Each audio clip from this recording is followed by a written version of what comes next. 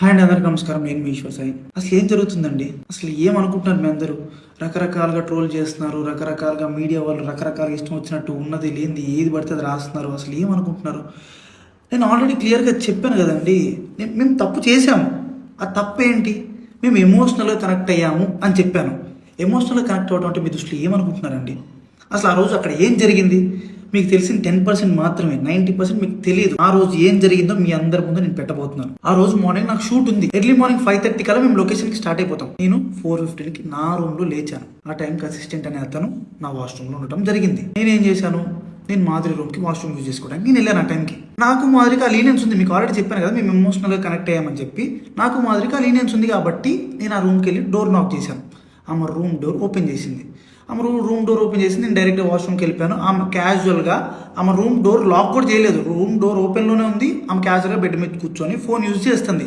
అదే టైంకి మా వైఫ్ వాళ్ళకి ఎవరో రాంగ్ గైడెన్స్ ఇచ్చారు, ఎవరో అనుమానాస్పదంగా ఏదో చెప్పారు. ఆ టైంకి సేమ్ రూమ్కి వచ్చింది. రూమ్ డోర్ ఓపెన్లోనే ఉంది. ఆ సిచ్యువేషన్లో మా వైఫ్ ఆవేశం వల్ల ఆమెకి ఇష్టం వచ్చింది చేసింది. అక్కడ ఆ సిచ్యువేషన్లో ఆమె ఇష్టం వచ్చింది చేస్తుందని చెప్పి నేను మాట్లాడే సిచ్యువేషన్లో కూడా లేను. ఆమె నేను ఏం మాట్లాడినా సరే ఆమె నాకు రివర్స్ అయిపోతుంది. అసలు స్కోప్ కూడా ఇవ్వట్లేదు, మాట్లాడే గ్యాప్ కూడా ఇవ్వట్లేదు. ఆమె ఆవేశంలో ఏదేదో చేస్తుంది. ఆమె అనుకున్న రకరకాల వీడియోలు తీస్తున్నారు, రకరకాల బూతులు. మా వైఫ్కి ప్రీవియస్గానే నా మీద చాలా అనుమానం ఉంది. అక్కడికి వచ్చే టైంకి ఆ సిచ్యువేషన్లో ఇదంతా చూసేటప్పటికి ఆమె అనుమానం నిజమైంది అని ఆమె అనుకుంది. ఈలోపు ఆ వెనకున్న వ్యక్తులు ఎవరైతే ఉన్నారో ఆ విషయాలని అతను ఎవరో నాకు కూడా తెలియదు. వెనకున్న వ్యక్తులు అసభ్యకరంగా మాట్లాడటం నేను అప్పటికి ఆమెకు చెప్తున్నాను, ఆపుతున్నాను. గొడవలు కాదు, కొట్టుకోకండి, కూర్చొని మాట్లాడుకుందాం అని క్లియర్గా నా భార్యకి నేను సంజాయిసి చెప్పడానికి ట్రై చేస్తున్నా కూడా ఆమె వినే పరిస్థితిలో లేదు. నేను ఒక్క మాట మాట్లాడుతుంటే ఆమె 4 దెబ్బలు కొట్టేటట్టుగా ఉంది. ఆ వైఫ్ ఏం జరిగింది నన్ను పట్టుకొని కొట్టి అడుగుతున్నా సరే నేను కామ్గా ఉండటానికి రీజన్ అక్కడ వాళ్ళందరూ వీడియోస్ తీస్తున్నారు. నేను ఏం చెప్తే ఏ రకంగా పోర్ట్రే అయ్యిద్దో తెలియదు. ఎక్స్ప్లెనేషన్ ఇవ్వడానికి నాకు స్కోప్ కూడా ఇవ్వలేదు. ఆల్రెడీ మీకు చెప్తున్నాను కదండి, మేమిద్దరం కనెక్ట్ అయ్యి జస్ట్ 2.5 months అయ్యిందని చెప్తున్నాను. మా మధ్య ఒకరికి లీనియన్స్ ఉంది తప్పితే అంతవరకు వెళ్ళే లీనియన్స్, అంతవరకు వెళ్ళే ర్యాప్ మా ఇద్దరి మధ్యలో లేదు. మేము ఇమోషనల్గా కనెక్ట్ అయ్యాం, ఇమోషనల్గా మాట్లాడుకుంటాం అంతే తప్పితే మేము అంత దూరం మేము ఎప్పుడు వెళ్ళాలని కూడా మేము ఎప్పుడు అనుకోలేదు. అలాంటి క్యారెక్టర్ ఆ అమ్మాయి అస్సలు కాదండి. అమ్మాయి చాలా రెస్పాన్సిబుల్ పర్సన్.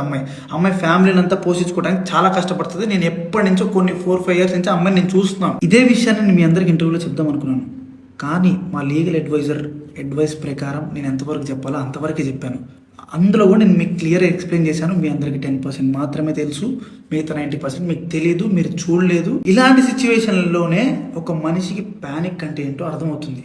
ఆ సిచ్యువేషన్లో ఏం మాట్లాడితే ఎవరు ఎట్లా రిసీవ్ చేసుకుంటారు అనేది తెలియదు. నేను చాలా క్లియర్గా చెప్తున్నానండి, మా ఇద్దరి మధ్యలో ఎమోషనల్ బాండింగ్ తప్ప అంతకు మించి ఏం లేదు, ఏం జరగలేదు.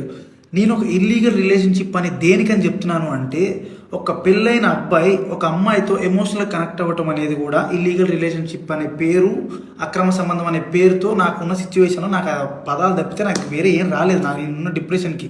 అమ్మ మాధురి, నీకు నా తరపు నుంచి, నా భార్య తరపు నుంచి, నా భార్య వెనుకున్న వాళ్ళ తరపు నుంచి నీకు క్షమాపణ కోరుకుంటున్నాను. నీకు సారీ, ప్లీజ్ అర్థం చేసుకో, ప్లీజ్.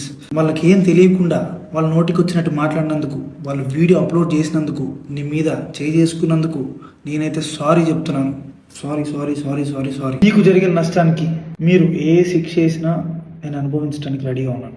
సో ఇంకా మీడియా పీపుల్ అందరికీ అండ్ మీమర్స్కి, ఇన్ఫ్లుయెన్సర్స్కి, ఇన్స్టా వాడుతున్న ఎవరెవరో కూడా రియాక్ట్ అయిన వాళ్ళందరికీ ఇంతటితో ఆపేయండి ప్లీజ్. మా లైఫ్ చాలా డిస్టర్బెన్స్ అయిపోయింది మీ వలన. ప్లీజ్ ఇంతటితో ఆపేయండి. పదే చెప్తున్నా, మేము చేసిన తప్పు ఎమోషనల్గా కనెక్ట్ అవ్వటం. ఆ ఒక్కటి తప్పు వల్లనే మీరు రకరకాలుగా పోర్ట్రే చేశారు, రకరకాలుగా జనాల్లో కన్వే చేసేసారు. ఇంతటితో ఆపేయండి ప్లీజ్.